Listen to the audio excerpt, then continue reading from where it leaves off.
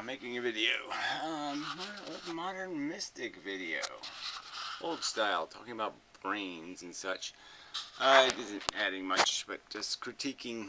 He doesn't like my theater, you're sitting in the audience metaphor for consciousness. The consciousness just happens.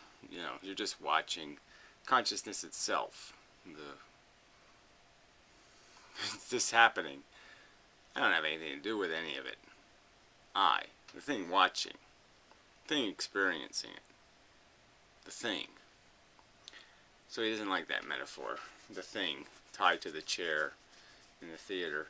But I'm thinking just making it an I. You know, if I just made it an I, it's just an I. Yeah. It's just an I sitting in the theater, watching what our eyes see. So I mean, our senses bring stuff in.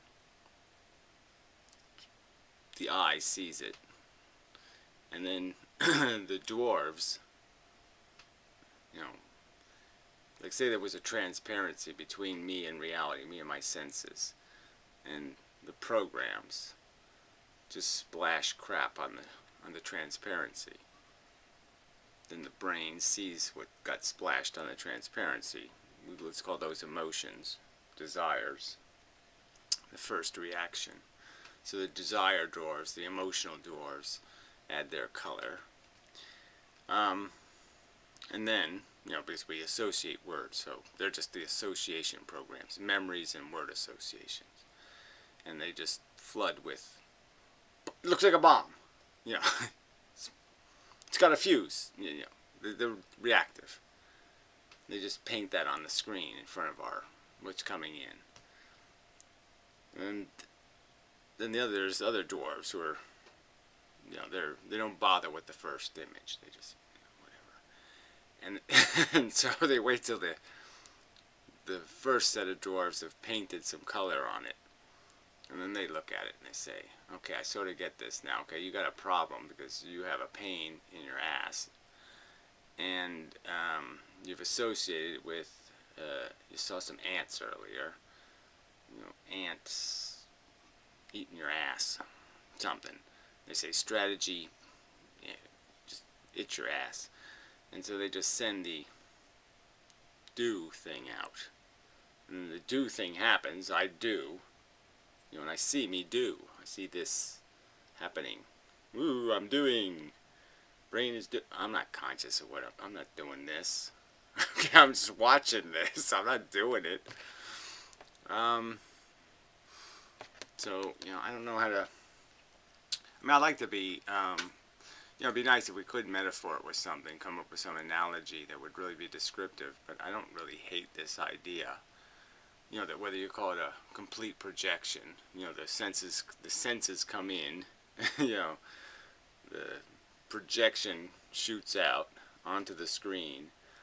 My consciousness sees what's on the screen, and so the screen has the augmented image. You know, it's the image plus its add-ons of emotions and feelings and sensations. Then my consciousness sees that, and then it does its scheming to say, you know, you got to fix that. That's a problem. Or, ooh, she's hot. You know, and then now we just do it runs the output programs of try to be funny or something. You know, try to do something to, you know, to trick it. You know, do something, trip it, whatever it takes. So you could, I just come up with words. I mean, I have, you know, the first value sense is added. So you have your physical senses, and then you have this value sense that, you know, reacts. And that's like the desire and the motion. It's a visceral thing. So whenever it sees something to react to, some association, some connection, it's always in control in a sense. They're always sitting there. The value dwarves, the emotional dwarves, they're always sitting there ready to, you know, red. You know, they're always ready to paint some emotion on something. You know, some sort of fear or worry or something. certainly desire. You know, they're kind of always ready to, ooh, that was stimulating. And I don't do that consciously. It's obviously dwarf behavior. And they're certainly not in control in the sense that they can paint it. It doesn't mean I'm going there necessarily, because I might have some other dwarf, Mr. Spock dwarf, and he's in a mood. See, yeah, mood is really important here, so let me write that one down. Mood. So but that's like a theme almost. There's just things, habits we're in, and once those habits are happening, they just hang around until they get broken. It's almost like velocity. You maintain it until something stops it. So something has to break the big the momentum of your themes. So I'm especially like that, very bad at multitasking, because when I'm thinking about something, I'm sort of thinking about it. Like, it just kind of preoccupies me. Tries to anyway. So themes, schemes, mood. So the themes are there, the habits. The schemes are always kind of getting modified by whatever your themes are. Whether you're being a good guy this week or a bad guy will kind of dictate what kind of schemes you're going to apply. Am I selfish, asshole, strong this week, or am I, moral high ground this week? And then that sort of the mood fits into there in the sense that, sometimes your underlying state is depressed or so you don't have the energy to do moral high ground, so you just do selfish asshole. So those three words are kind of connected: themes, mood, schemes. Schemes, themes, mood. It'd be nice if they rhymed better, but whatever. And this is like the rest, it's all kind of this memory association thing. It's all word connections and all the memory connections. But there's two ways it's being reacted to. It's being reacted to by what it's recognized to be as a mechanical thing, and then it's being reacted to by what it's recognized to be as an emotional thing. And then both of those things are re-reacted to. So now we have a new mechanical description that we now re-emotionalize, and then we have an emotional coloring that now we intellectually process. And that's how we can sort of, sometimes we have an emotional reaction and our smart brain says, screw that, that's subjective crap, or something like that. But I still don't want to make consciousness something controlled, because it just seems like it's that bowl. It's just the mixing bowl. It's just can't help but see what's getting mixed, but that's all it sees. It doesn't see the stir. It doesn't see the ingredients go in. Its sight is so short. It just sees the reactions. I just consciously watch myself be me. That's about it. And there's a program that says, alright, I'm not surprised, but yeah, Gary sort of does that shit. So it's like I don't have I'm not like, it's like I have a memory of me being me. So I'm not surprised when I'm me, but I certainly can't make me be me. It just falls out of me. I don't consciously do anything. I just consciously sit there and say, shit, I just said shit. So, yeah. I mean, I have a picture, but I'm not going to use it because it's just not complete enough. But obviously it's this feedback thing. When one splash of crap the brain produces is thrown on our vision, our what we're seeing, and another splash of crap is thrown on, and another splash of crap is thrown on, and it just keeps splashing crap onto our sense perception of things. And some of the crap being splashed on is a feeling, an emotion, a desire, and then the other stuff, see, the behavior isn't really splashed on, but there are some thoughts that are splashed on, the theme ideas, some I think it would be very good if you did, so I do get to see some of my behavior before it happens. I get to see some conflict happening. So I see the dwarves when they're fighting, but I don't see them acting. I don't get to see somebody win the fight. Somebody just wins it. And I find out last. It doesn't get into conscious awareness until the behavior happens. So that's another way things get to me, is I behave and they get to me. See, this hand popped in front of me, and now I'm reacting to hey, there's a hand in front of me. I'm reacting to my own hand. My brain put it in front of me, and then my brain is almost surprised it's there, kind of thing. All right, so yeah, but look, it's feedback, and I guess conceptually, the elements of consciousness are substantially unconscious. I mean, the construction of our conscious experience is a subconscious construction.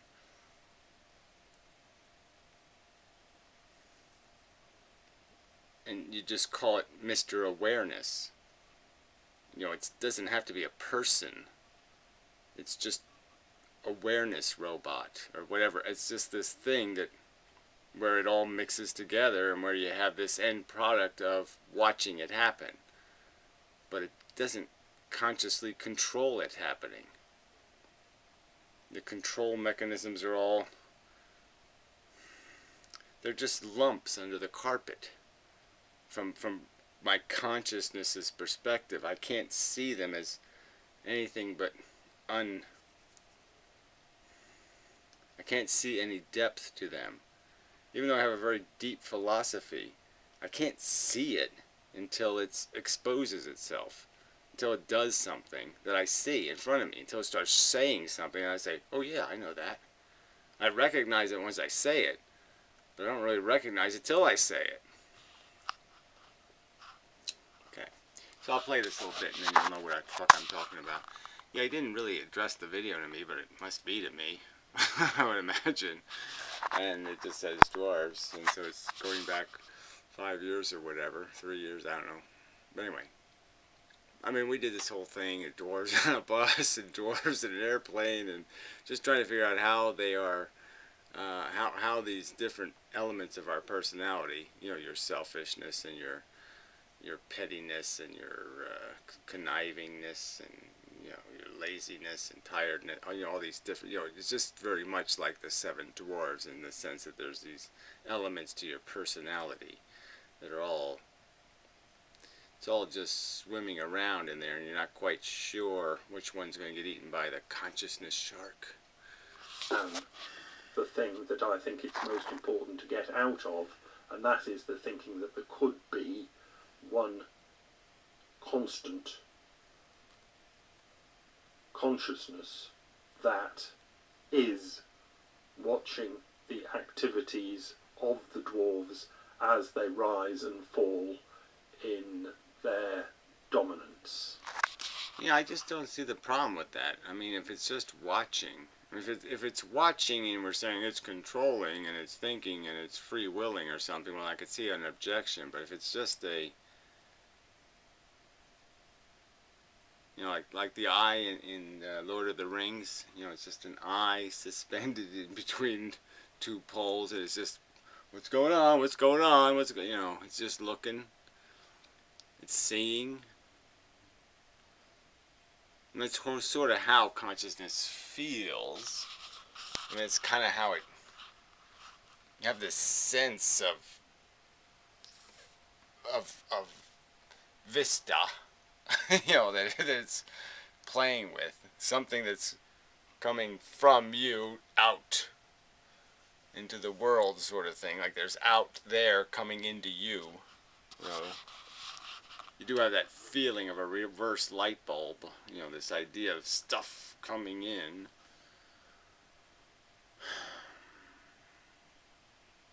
But yeah, it is a tricky word. I mean, awareness just doesn't say it. Qualia certainly doesn't say it. But it also, I think, doesn't say it to say there's some the gear shifting is complete or something. It's more of a collective effort of your brain. And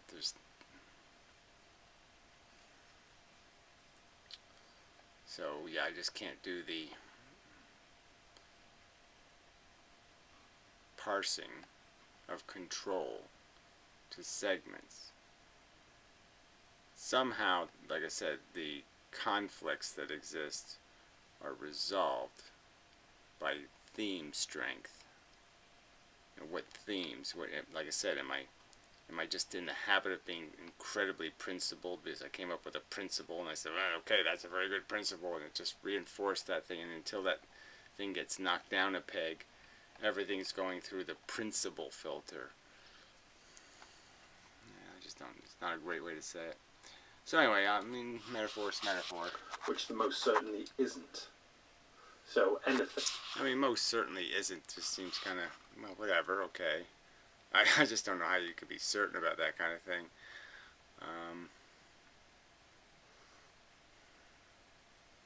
I mean, a watcher. I just don't see it as that. I feel like I'm watching my life. It seems like watching. And if I was to say what two things am I doing more, controlling or watching, I'd certainly say I'm watching more than I'm controlling.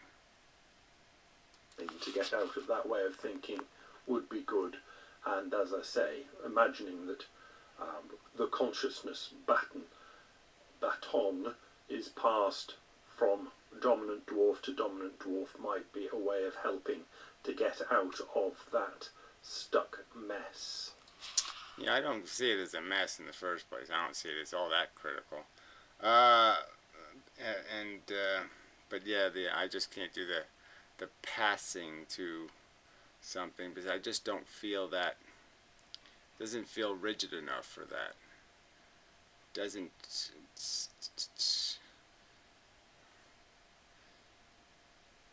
You still have all the other. I mean, it just seems like everybody's still participating. I mean, anybody, any wacky dwarf at any time, humor dwarf, anybody could just throw something on the screen at any time. It seems they're all there, ready to just slop something relevant. And I guess that's it. There's something that recognizes relevancy. So maybe that's another good word. Relevancy to what would be the themes and the mood. So you have this idea of relevancy sort of controlling associations. What associations are going to be likely arise into your consciousness will be filtered by some sort of relevancy program. But you're certainly not going to ever be knowledgeable of that. I mean, that one seems really quite below the surface.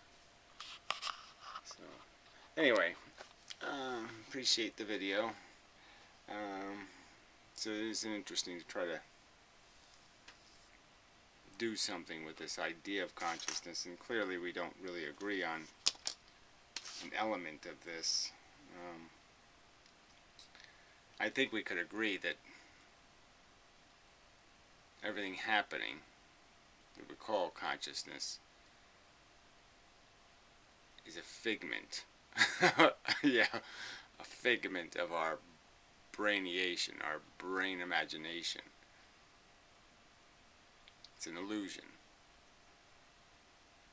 One hell of an illusion.